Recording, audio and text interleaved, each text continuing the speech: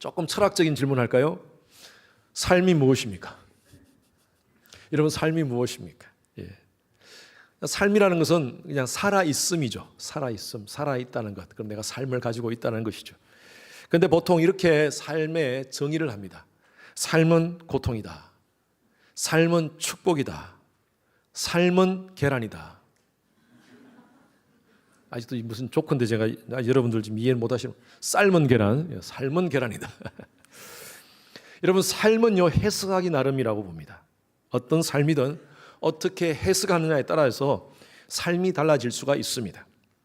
척 스윈돌, 아주 유명한 목사님이시죠. 아주 복음주의 목사님이신데 이 목사님의 책에 이런 글이 있었습니다. 인생은 사건 10%와 그 사건에 대한 우리 반응 90%로 이루어진다.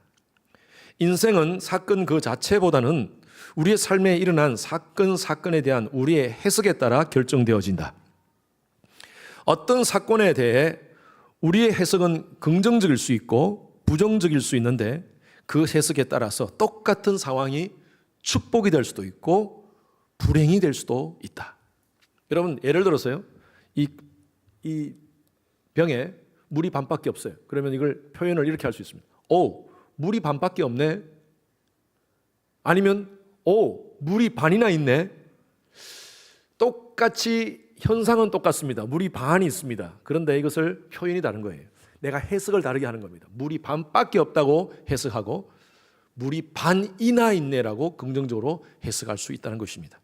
그래서 사건보다 중요한 것은요, 해석입니다.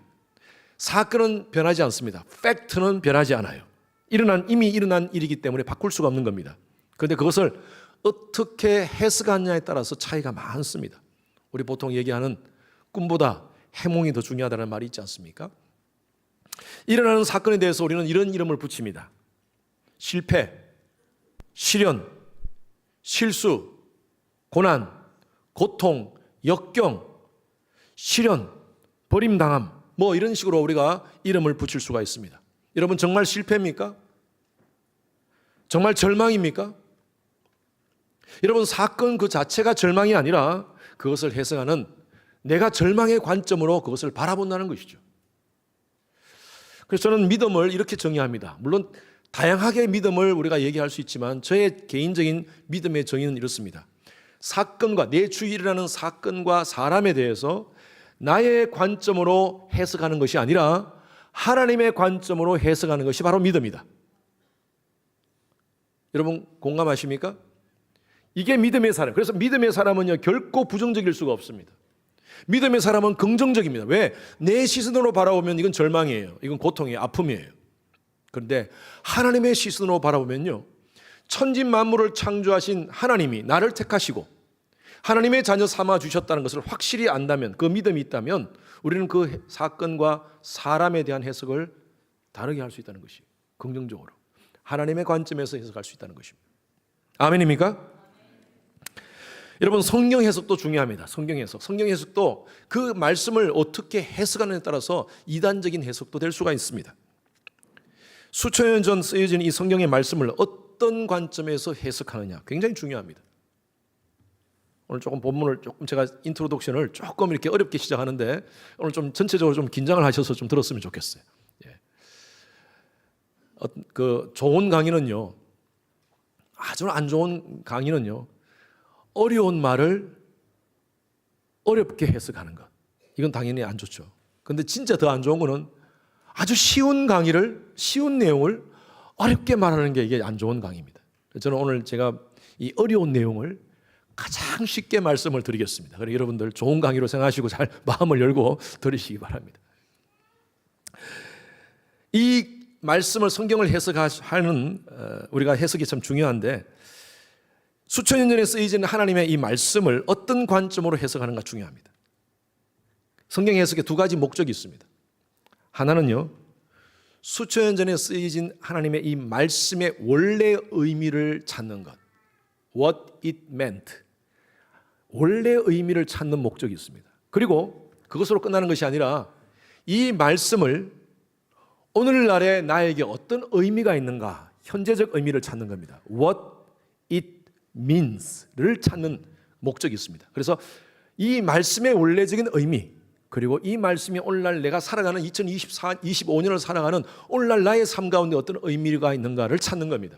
이를 위해서 두 가지 해석법이 있습니다. 해석 방법이 있습니다. 네, 뭐 많이 있지만 여러분 심플하게 두 가지 해석 방법입니다.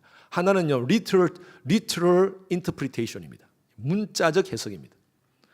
성경에 나오는 단어나 그 문장 그대로 그냥 해석하는 겁니다. 이게 literal interpretation.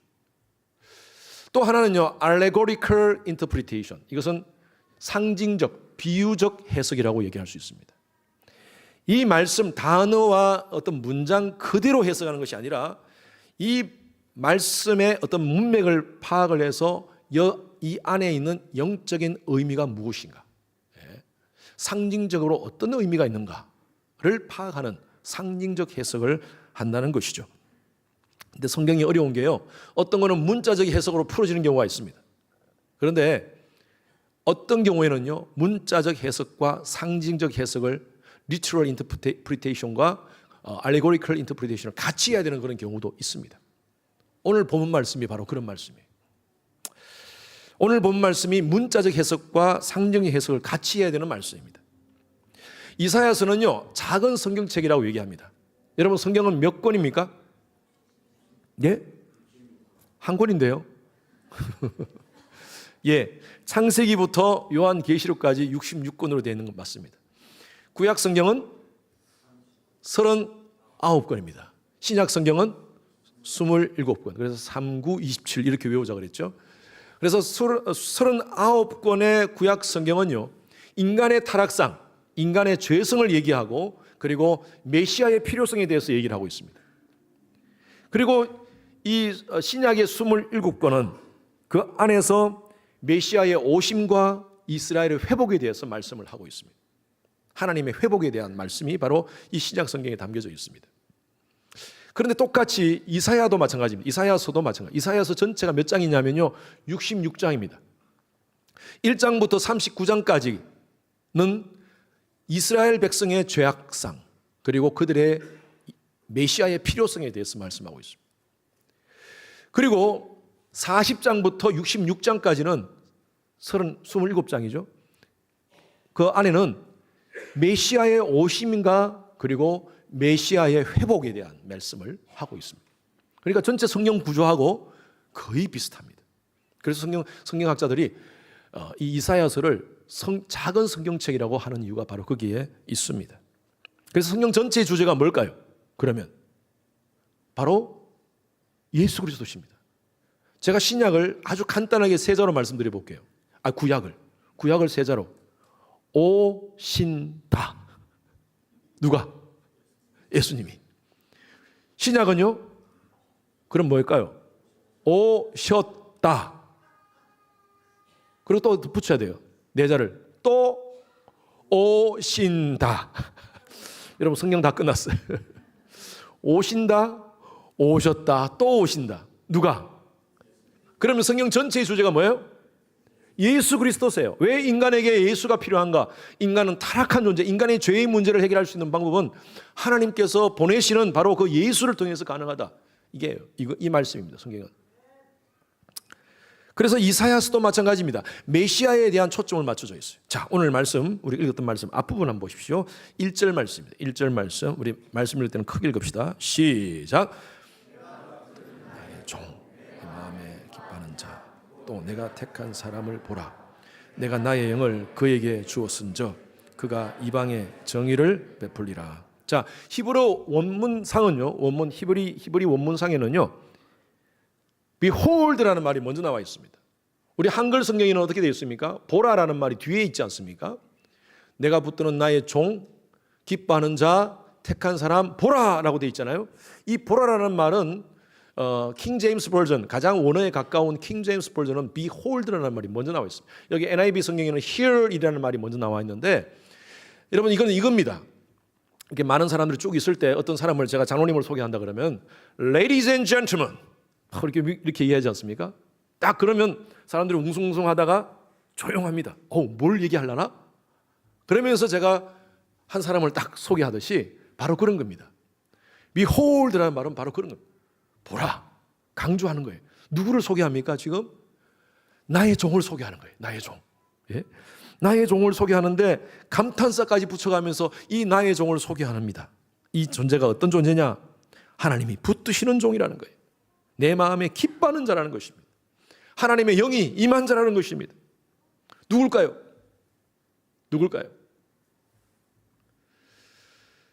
여러분 다 머릿속에 지금 입속에 있는 그분 맞습니다. 그분 맞는데, 그런데 사실 이 지금 이제 이것을 받아보는 수신자 입장에서는요, 성경 전체의 문맥을 봅니다. 41장을 보면서 쭉 이렇게 보면요, 구원자입니다. 이 당시에 이스라엘 백성을 구원하는 그 구원자를 얘기합니다. 지금 이게 문맥상 문자적으로 해석한다면요, 그 구원자가 누구냐 하면요, 고레스 왕을 의미하는 거예요. 고레스 왕. 이스라엘 백성들이 70년 동안 이 바벨론의 포로로 있을 때 하나님께서 구원할 자가 세운다는, 구원할 자를 세운다는 것입니다. 그 존재가 바로 한 존재가 나타나는데, 이스라엘 역사를 이렇게 쭉 돌아보면요, 그 사람이 바로 고레스 왕이에요. 고레스 왕 원년에 하나님께서 이스라엘 백성들을 이스라엘 땅으로 다시 돌아가게 합니다. 바벨론 포로 70년 동안 있는데, 그 당시 이제 바사 왕이라고 그러죠. 바사 왕, 성경에 나오는 바사 왕은 페르시아를 의미합니다. 페르시아 왕이었던 이 고레스 왕이 이스라엘 백성들을 포로에서 귀환시켜 줍니다. 그래서 역사적으로 본다면 이 고레스 왕이 바로 그 종이에요. 하나님이 그 사람을 사용하셔서 이스라엘 백성들을 해방시켜 주셨어요. 자, 그런데 여기서 이제 해석의 문제가 나오는 거예요. 문자적으로 보면 고레스 왕을 통해서 이스라엘 백성을 구원해 주신 것은 역사적인 사실인데, 고레스 왕은요, 메시아를 예표하는 예표적 인물입니다. 그래서 여기서 상징적인 해석이 필요해요. 고레스 왕의 구원은 제한적입니다. 이스라엘 백성을 그때 그냥 역사적으로 그 시점에서 해방시켜 줬어요. 그런데 이스라엘 백성들에게는요, 그때의 포로에서의 회복뿐만 아니라 원초적인 해방이 필요해요. 그래서 그 존재를 지금 얘기하는 거예요. 그분이 누굴까요? 바로 예수 그리스도십니다. 예수 그리스도. 그래서 우리가 성경을 볼 때 문자적 해석과 상징적 해석을 같이 보면서 우리가 해석할 필요가 있습니다. 여기서는 그 종이 누구냐? 바로 나의 붙드는 종, 앞으로 올 메시아를 얘기하는 거예요. 우리한테는 이미 왔죠. 바로 예수 그리스도를 의미합니다. 자, 그런데 그분이 어떤 일을 하는가? 오늘 그 말씀을 좀 두 가지 관점에서 제가 해석하면서 같이 함께 나눠요. 오늘 좀 제 설교 스타일이 보통하고 조금 다릅니다. 상징적 해석과 문자적 해석을 같이 해서 이렇게 한 말씀을 가지고 풀어가도록 하겠습니다. 자, 첫 번째, 그 종은 어떤 일을 하시는가? 첫 번째, 시작. 우리의 죄의 문제를 해결하시는 구원자이시다. 제가 상징적으로 오늘 말씀을 좀 한번 풀어봅니다. 자, 2절 3절 말씀 한 번 더 읽겠습니다. 시작. 외치지 아니하며 목소리를 높이지 아니하며 그 소리를 거리에 들리게 하지 아니하며 상한 갈대를 꺾지 아니하며 꺼져가는 등불을 끄지 아니하고 진실로 정의를 시행하는 것이며. 여기 상한 갈대라고 reed, 우리가 갈대라고 아닙니까? reed랑 bruised reed라고 표현해요. bruised reed. 우리 bruise는 이게 상하고 멍든 그 모습을 bruise라고 이렇게 표현하지 않습니까? 이스라엘을 bruised reed라고 표현하고 있습니다. 그 당시 하나님 백성들을 bruised reed라고 표현하고 있습니다. 왜 그렇게 표현했을까요? 상징적으로 해석하는 겁니다. 여러분, 성경 전체 66권을 우리가 정경이라고 그래요. 정경. 캐톨릭에서는요, 다른 경전도 사용합니다. 그걸 외경이라 그래요. 외경. 그런데 지금 우리 개신교회에서는 66권을 구약의 39권, 신약의 27권을 가지고 정경이라고 얘기하면서 이 정경을 영어로는 뭐라 그러냐 하면 캐논이라고 합니다. 캐논. 그런데 캐논이라는 뜻이 뭐냐면요, 표준, 기준이라는 뜻입니다. 이 캐논이라는 단어, 영어의 캐논이라는 단어는 히브리어에서 나왔어요. 카네라는 단어에서 나왔어요. 카네. 카네라는 단어가 바로 히브리 말로 갈대라는 말이에요.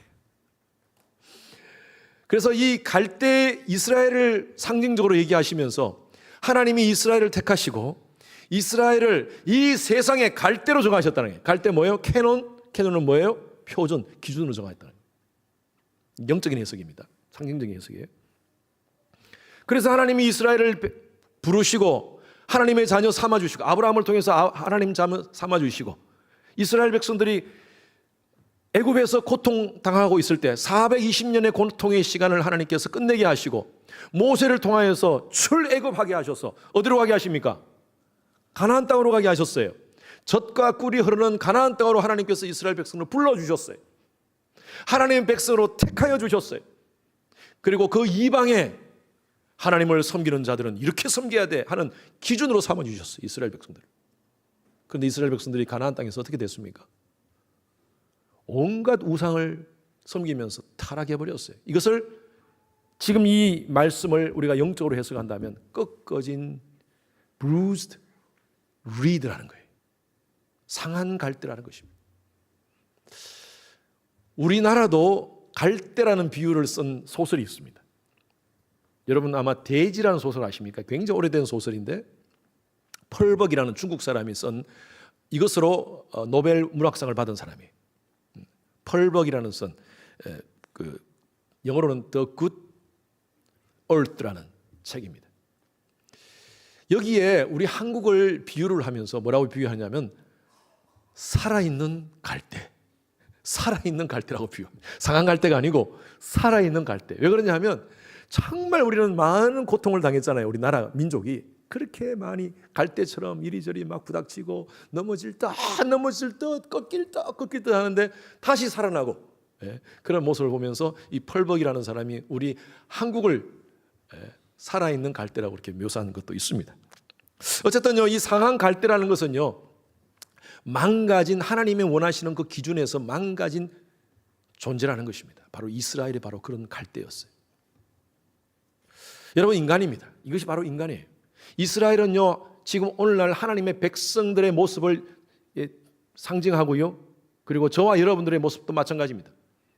상한 갈대였어요. 깨어진 갈대였어요. 아니 우리뿐만 아니라 모든 인간은, 성경은요 모든 사람들은 죄를 범한 존재라고 얘기를 하고 있습니다. 자, 로마서 3장 23절 말씀 다 같이 읽습니다. 시작. 모든 사람이 죄를 범하였음에 하나님의 영광에 이르지 못하더니. 어느 누구도 하나님 앞에 바로 설 수 있는 사람이 없다는 것입니다. 거룩하신 하나님 앞에 설 수 있는 존재는 한 사람도, 모든 사람이라. 그래서 모든 사람은요 죄를 가지고 태어나서 죄를 짓고 살다가 죄 때문에 죽어서 그것으로 끝나는 것이 아니라 영원한 사망 가운데 거하는 처지가 되어버렸어요.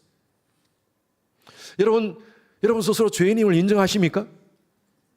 죄인임을 인정하세요? 아니 목사님 저는 죄진 적 없는데요. 크게 뭐 작은 거짓말 정도 했을 뿐이지 뭐 제가 살인죄를 저질렀습니까? 간음을 했습니까? 난 그런 적 없습니다 라고 얘기하시는 분이 있어요. 맞아요. 우리가 일반적으로 사회적인 용어로 죄인 그러면요 간음죄나 살인죄나 어떤 죄를 특성한 죄를 짓고 선고를 받은 사람을 죄인이라 그럽니다. 그런데 성경에서 죄인이 뭐냐면요, 성경에서는 하나님 없이 살아가는 인생, 하나님의 존재를 인정하지 않고 살아가는 인생, 이것을 죄인이라 그럽니다. 죄. 칸에 하나님이 원하시는 기준에서 벗어난 존재예요. 하나님의 기준, 하나님께서 원하시는 기준은 이렇게 살아야 되는데 꺾어진 존재, 갈대와 같은 꺾어진 존재, bruised reed라는 존재, 그런 존재가 바로 죄인이라는 것입니다. 헬라 말에 죄라는 말은 하말티아라는 말이 있습니다. 하말티아. 하말티아라는 말의 원래 뜻이 뭐냐면요, 관역이 있지 않습니까? 그래서 누군가가 이렇게 활을 쏩니다. 그러면 이 활이 관역에 탁 꽂혀야 돼요. 근데 이 관역에 꽂히지 않고, 이거 기준입니다. 이게 기준, 표준이에요. 관역에 꽂히지 않고 이 화살이 옆으로 벗어나서 딴 데로 날아간 것을 하말티아라고 표현하는 거예요. 관역에서 벗어난 것. 하나님께서 에덴 동산에 아담과 하와를 두시고 하나님께서 하나의 룰을 주셨어요. 이건 하나님과 아담과 하와의 그 관계 속에서 하나님께서 만드신 룰입니다. 이건 최소한 인간이 지켜야 되는 룰이에요. 그게 기준이었어요. 하나님. 요 과일 먹지 마. 다른 건 다 먹어도 돼. 그러나 요 과일만 먹지 마 했는데 인간은 그 과일을 따먹었어요. 하나님께서 원하시는 그 기준에서 꺾어져 버렸어요. 여러분 이게 바로 죄입니다. 죄. 여러분, 이 죄는요, 하나님과의 관계를 끊겨져 버렸습니다.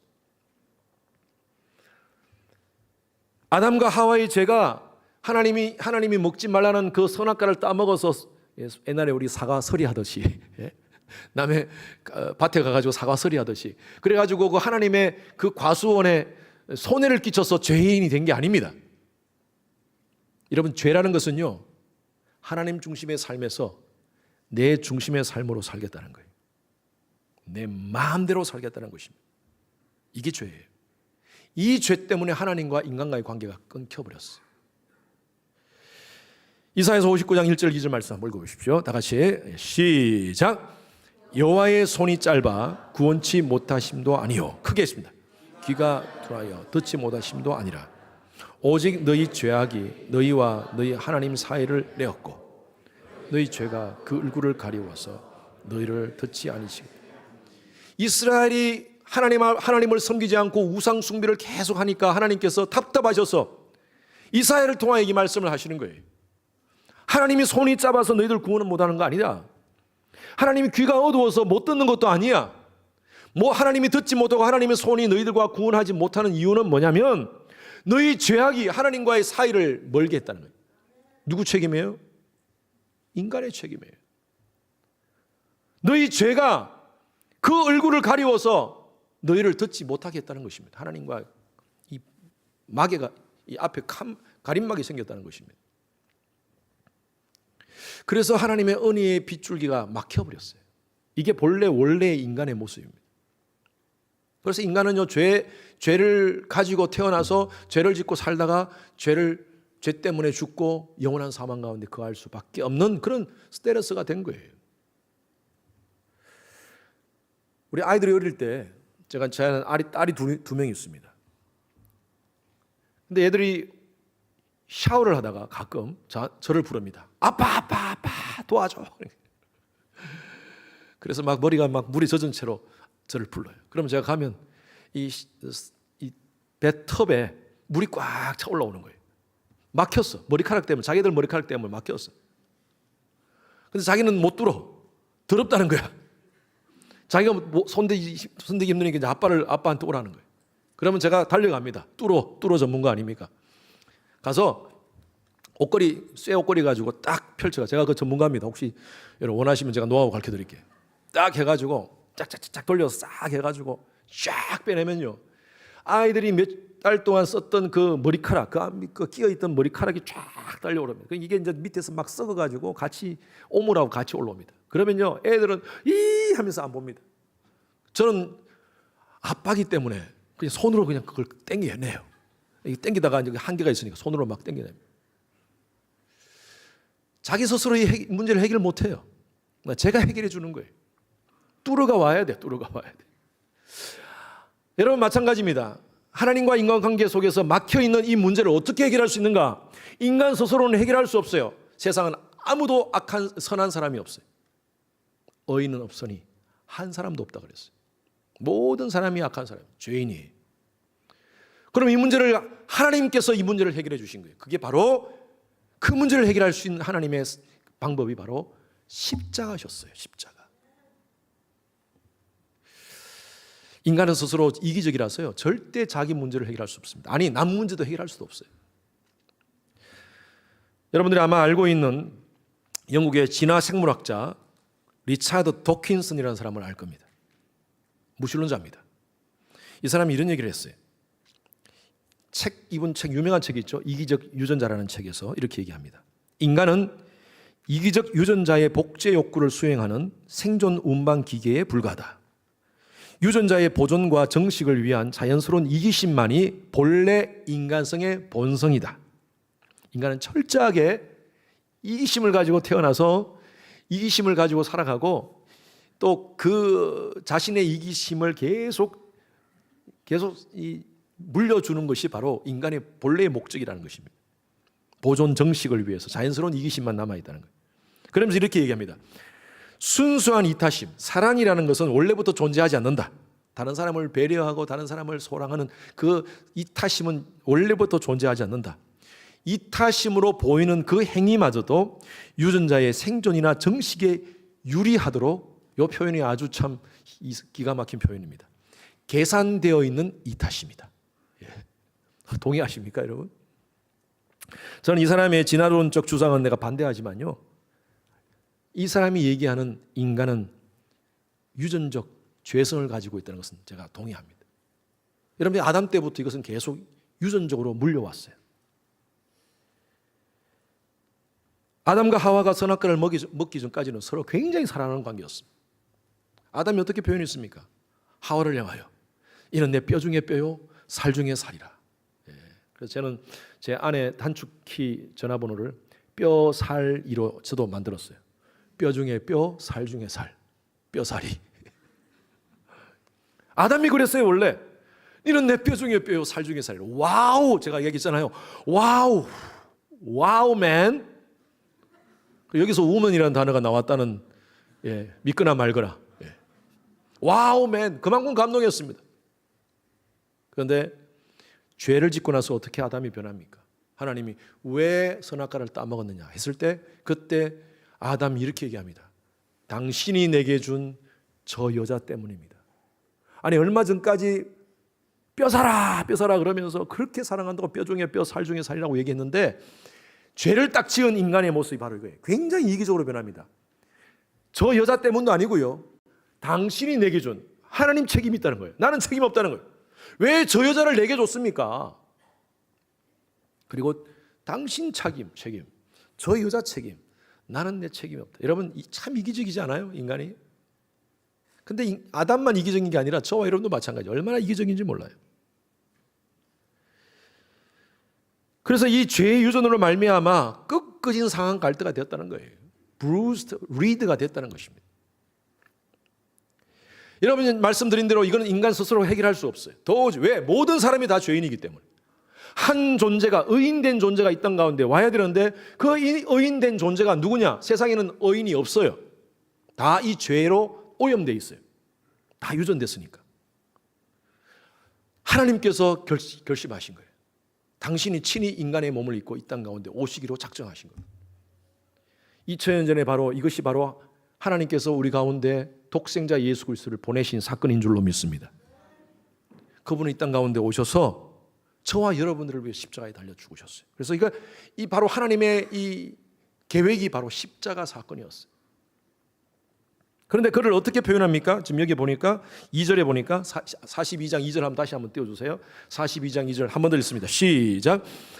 외치지 아니하며 목소리를 높이지 아니하며. 잠깐만, 여기 보니까 그는 철저하게 이타적인 사람이었어요.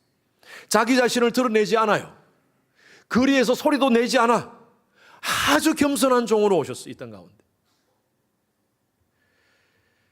빌립보서의 사도 바울은요, 이렇게 그를 표현합니다. 2장 6절에서 8절 말씀 크게 읽습니다. 시작. 본체 신앙, 하나님과 동등됨을 취할 것으로 여기지 아니하시고 오히려 자기를 비워 종의 형체를 가지사. 자, 다시 7절 시작. 비워 자기 형체를 가지사 사람들과 같이. 8절 시작. 자기를 낮추시고 죽기까지 복종하셨으니 곧 십자가에 죽으심이라. 이분은 누구시라고요? 하나님이시라는 것입니다. 본체는 하나님이신데, 하나님이 그 존재가 하나님과 동등됨을 원치 않으시고 모든 것을 비우시고 이 땅 가운데 오셨다는 것입니다. 종의 형체, 바로 사람의 형체인데 사람의 형체 중에 종으로 오셨다는 것입니다. 그리고 어떻게 하셨습니까? 그 다음 8절 말씀. 자기를 낮추시고 최고로 낮추셔서 나중에는 죽기까지 복종하셨는데, 이 죽기까지 복종하신 것이 뭐라고요? 십자가라는 것입니다. 여러분, 저와 여러분들에게 이런 은혜를 하나님께서 주신 줄로 믿습니다. 상한 갈대를 하나님이, 우리가 영적인 이 모든 문제를, 영원한 사망으로 떨어져야 되는 우리의 이 영적인 문제를 하나님이 회복해 주시기 위해서 독생자 예수 그리스도를 이 땅 가운데 보내신 줄로 믿습니다. 그리고 십자가에 달려서서 죽으심으로 말미암아 누구든지 예수 그리스도를 주라 고백하는 자들은 하나님의 자녀가 되는 권세를 주신 줄로 믿습니다. 그래서 어느 신학자가 그런 얘기를 했어요. 예수를 십자가에 달려 있게 한 것은 강한 철못이 아니라 하나님의 강한 사랑이었다. 아, 너무 멋지지 않습니까? 그분 하나님이신데 거기 있는 많은 군병들을 다 없이할 수 있고 그 많은 무리들을 하나님께서 다 없이할 수 있는데 그분은 잔잔히 그 사람들의 군병에 의해서 십자가에 달리신 것이 아니라 그분은 걸어서 십자가에 올라가셨다는 거예요. 왜?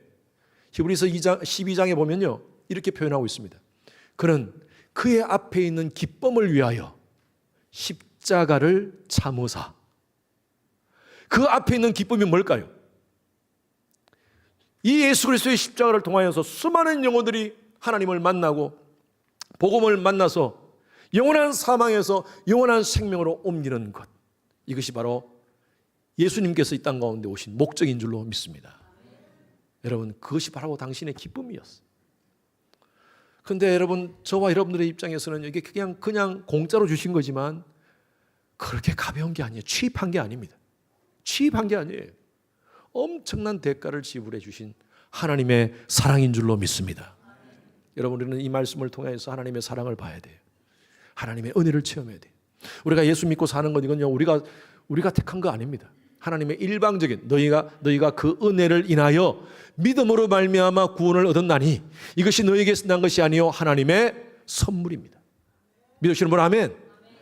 저와 여러분들이 이런 은혜를 지금 받고 있는 중이에요. 얼마나 감사합니까? 꺾어진 갈대와 같은 존재를 하나님이 회복시켜 주셨어요. 영적으로. 두 번째로 문자적인 해석으로 이 말씀을 좀 보겠습니다. 자, 두 번째 읽습니다. 시작. 그 종은 우리의 상처의 문제를 해결하신 치유자이시다. 자, 3절 말씀 한 번 더 읽습니다. 3절 시작. 꺾지 아니하시며 긍휼을 끄지 아니하시고 진실로 정의를 시행할 것이며. 자, 이 말씀의 갈대는 억새하고 비슷한 말입니다. 억새. 근데 갈대는요 늪지에서 습지에서 자라고요. 억새는 산이나 들에서 자랍니다. 우리 노래 여러분 혹시 이 노래 아십니까? 아주 오래된 노래인데 아하 의악새. 예, 노래 모르세요? 제가 한번 불러볼까요 또? 지금 절제하려고 그러는데. 예. 아하 의악새 슬피 우는 가을인가. 여러분 그 노래 아시죠? 예, 아주 유명한 노래죠. 오래된 노래지만 거기에 나오는 의악새가 새로 착각하시는 분들이 있습니다. 예, 마치 이태리 타올이 이태리째 타올이라고 우기는 분들이 있어요 가끔. 예. 이태리 타올도 모르시나? 아시죠? 이태리 타올. 예. 우리 그 떼미는 타올을 이태리 타올이라고 그러잖아요. 이태리째 아닙니다. 그거예요. 이태리째 아니에요. 의악새도 마찬가지입니다. 새 이름이 아니라 여러분 억새라는 억새풀 그것을 이렇게 시적으로 표현한 거예요. 가을에 이 억새 숲에서 서산하게 바람이 불면서 이런 것을 이 작사가가 듣고 그것을 억새가 운다고 표현한 것이 바로 시적인 표현이 바로 그겁니다. 여러분 마찬가지입니다. 여러분 억새나 갈대나 약해서 바람에 쓰러지고 또 쉽게 짓밟혀버리는 꺾이지는 그런 존재입니다. 인간이 그렇다는 거예요. 쉽게 상처받는 존재입니다. 육체적으로도 마찬가지고 심리적으로 정신적으로도 마찬가지입니다. 요즘 세상은요 멀쩡한 갈대도 꺾어버립니다. 여기 보니까 꺼져가는 등불이라고 그랬죠. 꺼져가는 등불이 있으면 불어버립니다. 꺼져버려요. 우리 보통 이러잖아요. 그런 말 하잖아요. 성자 독식의 세계. Winner take all. 모든 것을 성자가 다 갖는 시대입니다. 여러분 오해하지 말고 들으십시오. 저는 트럼프 대통령 요즘 저는 미국인입니다. 저도 미국인이고 트럼프 대통령 제가 좋아했어요. 그리고 왜냐하면 당선되면 이 전쟁의 문제를 다 해결해 주겠다고. 그래서 지금 하마스 이스라엘 전쟁 자기 해결해 주겠다고. 그리고 우크라이나와 러시아 전쟁 해결해 주겠다고. 그렇게 얘기를 했습니다. 저도 좋은 마음으로 기대를 했습니다. 그런데 지금 우크라이나가 3년간 전쟁을 통해서 엄청 많은 사람이 죽었습니다. 수백만 명이 죽었습니다. 물론 러시아도 그렇겠죠. 많은 사람이 했죠. 그러나 우크라이나와 러시아의 전쟁 속에서 이거는요, 이 게임이 안 되는 사실 전쟁입니다. 미국의 도움이 없으면 사실 지금까지 싸우지 못했어요, 우크라이나가. 그건 사실입니다. 젤렌스키 대통령을 불러가지고 지금까지 미국이 1,750억 달러를 너희들 돕는데 제공해줬다. 이제 돈 그거 내놔라. 줄 능력이 없으니까 너희들이 가지고 있는 광물을 우리한테 50% 소유권을 달라. 이제 그렇게 해서 광물 협정을 맺기 위해서 지금 젤렌스키 대통령이 어제 그저께 왔지 않습니까? 그래서 우리가 그 뉴스를 통하여서 참 안 좋은 모습, 두 사람이 안 좋은 언쟁하는 모습을 제가 봤어요. 저희들이 봤어요. 제가 그걸 보면서 안타까웠어요. 미국은 큰 나라 아닙니까? 그래도. 그리고 지금 우크라이나는 거의 꺾어진 갈대 같은 존재입니다. 지금 꺾어져 가지고 어떻게 될까? 꺼져가는 등불 같은 존재입니다. 좀 통 크게 좀 해주면 어떨까? 물론 미국 국익 입장에서는 그렇게 챙겨주는 게 우리 미국 사람들 입장에서는 좋겠죠. 예, 좋겠죠. 저는 정치적인 얘기하는 거 아닙니다, 여러분. 제가 그냥 인간적으로 얘기하는 거예요. 여러분 혹시 여기 반대하시는 분들이 있을 수 있어요. 이해하십시오. 근데 제가 그래요. 제가 이 말씀을 준비하면서 그 뉴스를 보면서 좀 안타까웠어요. 지금 거의 꺼져가는 등불 같은 존재인데, 그런 나라인데 좀 도와주면 어떨까? 여러분, 세상이 그렇습니다. 세상이 그래요. 약육 강식의 세대고 적자 생존의 정글의 법칙이 계속 워킹되는 시대가 바로 이런 시대입니다. 생존 경쟁에서 낙오된 사람, 약한 사람, 없는 사람 밟고 무시하는 시대예요. 냉혹한 현실입니다. 그런데 이 말씀이 참 우리한테 위로가 돼요. 그 종 메시아, 바로 그 메시아는 상한 갈대를 어떻게 해요? 상한 갈대를 꺾지 아니하시고 꺼져가는 등불을 끄지 아니시는 분이시다는 거예요. 여러분, 이 종이 바로 지금 이사야서 얘기하는 이 종이 2000년 전에 실제로 이 땅 가운데 오셨습니다. 예수 그리스도십니다. 그래서 마태복음에서, 마태는요 바로 이 메시아를 얘기했던 그 이사야 42장에서 얘기했던 그 메시아가 왔다라고 얘기합니다. 그러면서 똑같은 그 마태복음 말씀에 이 말씀 이사야 42장에 있는 말씀을 그대로 인용하고 있습니다. 자, 마태복음 12장 17절에서 20절 말씀, 우리가 그 말씀 전체를 다 봐야 되지만 요거 말씀은 보겠습니다. 같이 시작. 이는 선지자 이사야를 통하여 말씀하신 바, 보라, 내가 택한 종 곧 내 마음에 기뻐하는 바, 내가 사랑하는 자로다. 내가 내 영을 그에게 줄 터이니 그가 심판을 이방에 알게 하리라. 그는 다투지도 아니하며 들레지도 아니하리니 아무도 길에서 그 소리를 듣지 못하리라. 크게 시작. 들을 꺾지 아니하며.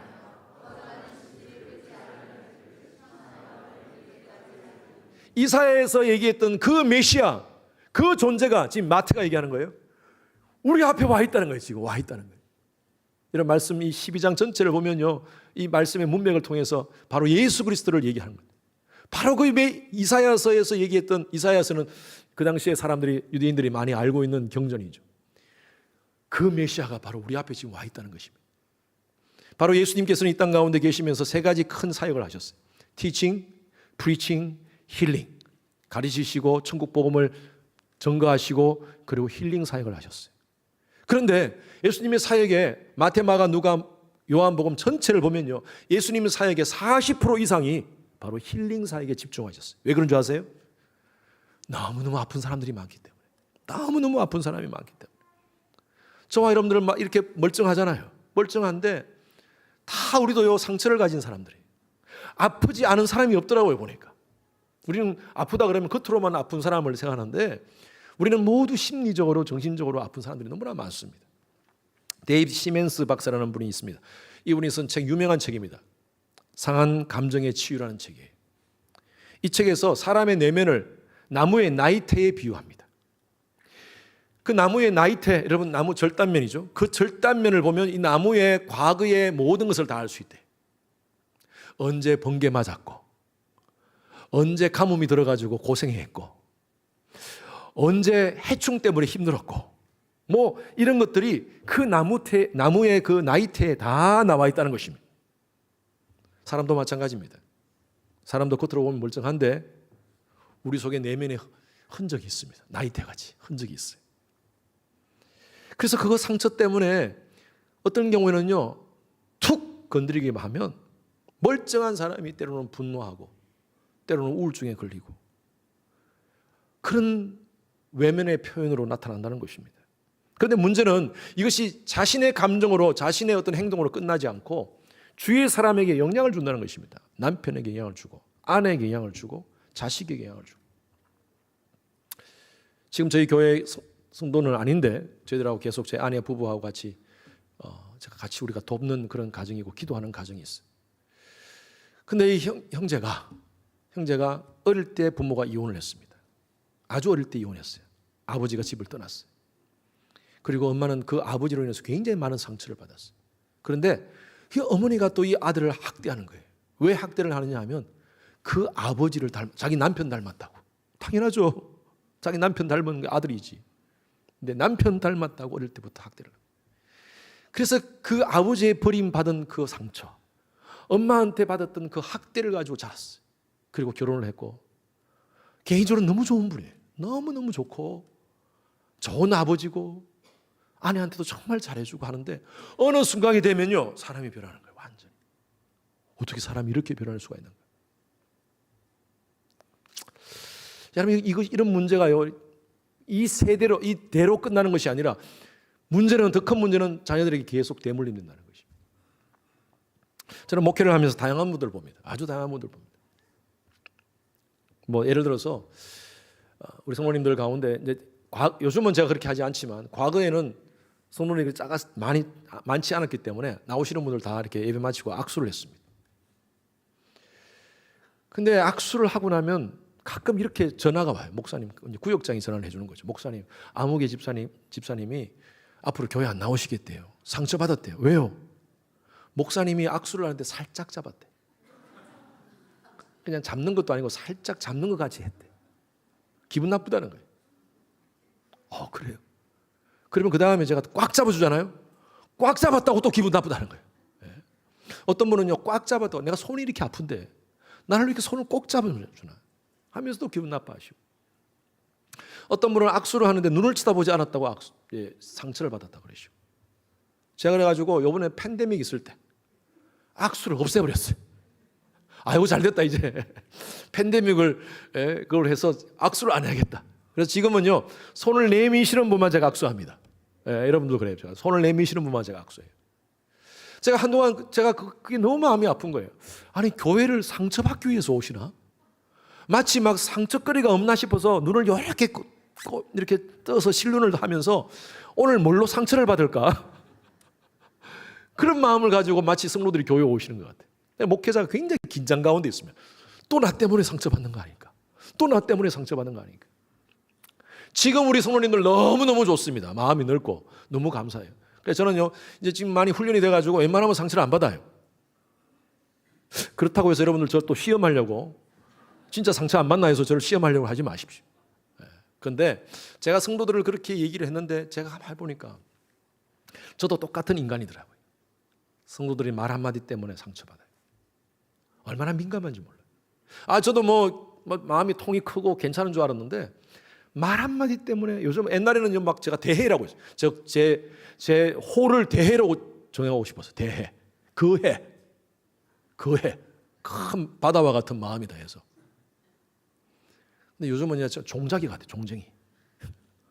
아무것도 아닌 거 상처받고 아무것도 아닌 말 가지고 잠을 못 자고 나도 똑같구나. 그런데 이게 인간입니다. 이게 인간이에요. 오늘날 여러분 많은 사람들이 상처를 받고 살아가지 않습니까? 우리 특히 직장생활 하시는 분들 영어 못한다는 그 하나 이유로 눈치 보고 멸시받으면서 살지 않습니까? 우리가 직장생활 하지 않습니까? 다른 분들은 열심히 일했는데 fire, 해고당하고. 여러분 미국에서 사는 게 얼마나 녹록지 않은데 이렇게 직장에서 해고당하면 어떻게 삽니까? 한 달, 두 달, 석 달 우리가 아무 인컴이 없으면 어떻게 삽니까? 참 힘들고 어려운데 가정에서라도 서로 위안이 되고 격려가 돼야 되는데 가정에서 상처를 받아요.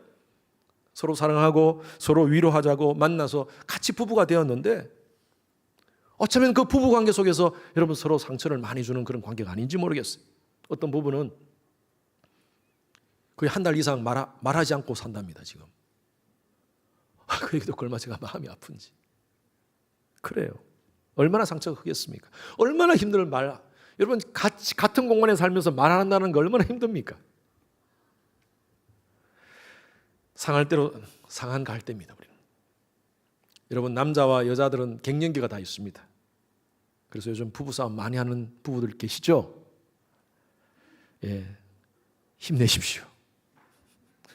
서로 좀 불쌍히 여겨줍시다. 그런데 아무리 화나더라도 끝장낼 말은 하지 마십시오. 예, 항상 퇴로를 만들어 놓으십시오. 퇴로를 만들어 놔야 돼. 끝장낼 말, 끝잘낸 행동을 하지 마십시오. 부부싸움 하지 말라는 거 아닙니다. 부부싸움도 하면서 사랑하면 부부싸움도 하죠. 예. 또 하라는 거 아닙니다, 여러분. 또 부부싸움 하라는 건 아닙니다. 하는 상황에서는 할 수도 있는 거죠. 그러나 끝장날까지는 하지 마십시오. 여러분, 우리가 상처받는 거 치유받아야 됩니다. 성경에도 수많은 상처 입은 사람들이 나옵니다. 중풍병자, 문둥병자, 소경, 사마리아 여인 여러 가지 나오지 않습니까? 근데 그 사람들이 그냥 육신의 질병의 문제가 아니라 사실은 그 사람들이 더 아픈 게 주위 사람들의 손가락질입니다. 조롱입니다. 그것으로 인해서 정신적인 심리적인 상처가 얼마나 큰지 몰라요. 그런데 그들이 예수님을 만났어요. 성경은 그런 스토리가 많습니다. 그죠? 왜 그런 스토리를 성경에 남아놨을까요? 저는 이렇게 봅니다. 그게 우리 문제예요. 우리 문제. 다 우리의 문제가 성경에 담겨져 있는 거예요. 그러면 이 문제를, 상처를 가지고 나 상처받았으니까 나 건드리지 마. 누구든지 내 건드리면 그냥 내 상처 폭발을 시킬 거니까 건드리지 마. 그러지 말라는 거예요. 왜 그렇게 많은 상처받은 사람들이 예수님 안에서 치유받았습니까? 우리에게 성경을 통해서 하시는 말씀이 뭐냐면 이 상처의 문제는 다른 방법으로 해결할 수 없다는 거예요. 수고하고 무거운 짐진 자들아 다 내게로 오라. 내가 너희를 편히 쉬게 하리라. 믿으시면 아멘. 여러분, 이 상처의 문제는 해결돼야 됩니다. 어떻게 해결합니까? 예수께로 나와야 돼요. 그래서 여러분, 이런 예배 시간이 얼마나 중요한지 몰라요. 여러분, 그냥 나오지 마십시오. 내 상처의 문제를 가지고 여러분 끄집어내십시오. 하나님, 나 이런 존재입니다. 우리 부부관계 속에서 이런 문제가 있습니다. 하나님, 이건 내 해결할 수 없습니다. 하나님께서 해결해 주십시오. 치유받아야 돼요. 그냥 덮어놓고 있으면 계속 곪습니다. 그러면요, 어떻게 되는 줄 아세요? 올해도 이 문제, 내년도 이 문제. 정말 우리가 미션 스테이트먼트 우리 계속 외치면서 미션을 라이프 외치는데 지금 내 문제도 해결 못하는데 내가 어떻게 그렇게 살아? 목사 설교가 귀에 안 들어와요. 그냥 내 문제 가지고 그냥 계속 끌어안는 거예요. 여러분, 내어놓으시기 바랍니다. 하나님께서 치유해 줄 줄로 믿습니다. 하나님께서 고쳐주신다고 말씀해 주셨습니다. 하나님께서 우리를 향한 하나님의 계획이 있습니다. 그것이 6절에서 7절 말씀이 있습니다. 42장 같이 있습니다. 시작. 내 손을 잡아 너를 보호하며 너를 채워 백성의 언약과 이방의 빛이 되게 하리니 내가 눈먼 자들의 눈을 밝히며 갇힌 자를 감옥에서 이끌어내며 흑암에 앉은 자를 감방에서 나오게 하리라. 하나님 앞에 우리가 이렇게 쓰임 받읍시다. 이 사명을 감당하기 위해서는 하나님이 우리가 고침받기를 원하십니다. 여러분, 아픔을 내놓으십시오. 여러분, 상처들을 내놓으십시오. 제가 설교를 준비하는데 LA 지금 병원에 계시는, 병상에 계시는 김어철 장로님이 전화를 주셨어요. 같이 함께 기도했습니다. 굉장히 위독한 가운데 있습니다.